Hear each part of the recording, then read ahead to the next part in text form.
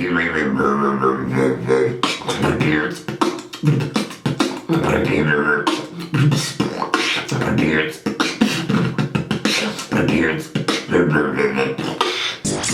up? My name is Ryan. This is Best Secrets Tutorials. Today we are learning the throat bass. This is by far the most requested tutorial, and today I got bad news for you because there's no secret to it. There's no trick to it. What we're going to do today is get you on the right path of learning to control and gather some muscle movement on the area that you need to be able to do the bass throat. So quick story, long time ago, me and my friend were like 8 years old. He used to do this funky, weird sound. He did like a lion's roar. It sounded like this.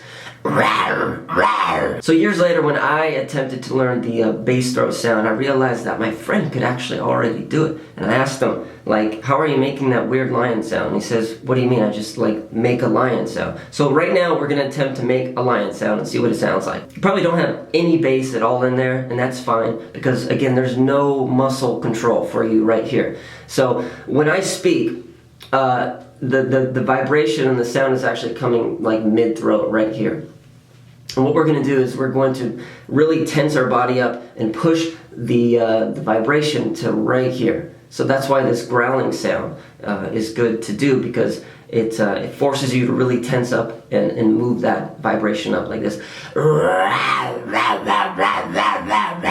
Alright, so keep in mind that when you first try to do this, you're not going to be able to do it very long. You in fact will lose your voice. So only do it like 20-30 minutes. If you do it any more than that, there's really no point. It sort of sucks. You can only practice 30 minutes. However, you can only do that because all the muscles here are really tightening up. So to loosen them back up so you can, keep practicing, let's go ahead and do this right here. And that will tell your throat to just relax. So move your tongue around your mouth, go up and down like you're doing a wobble.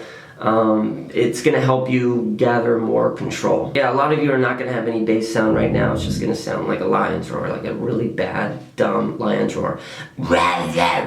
That's okay, because this is the first step you need to do in order to get that bass sound. What we're trying to do right now is simply develop this new area of the throat that's never been developed before. Vividly remember learning the sound, and even 2 weeks into it I sounded like this, it was...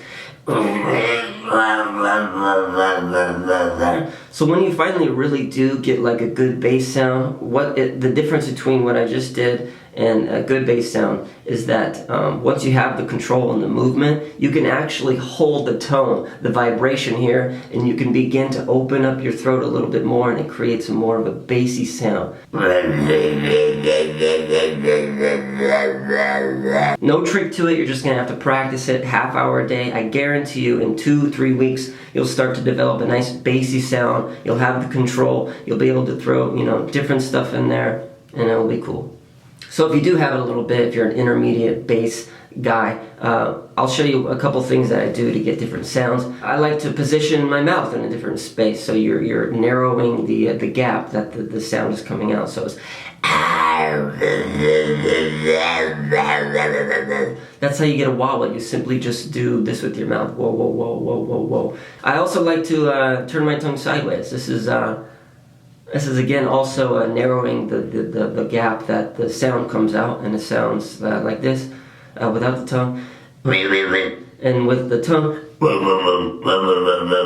So it's just a little bit different, it's just a different posture, movement in my mouth to make it sound a little bit different, a little more unique and original. So let's do a beat with this. The best and most simplest thing you can do is a kick with the bass and just, a hi-hat and snare.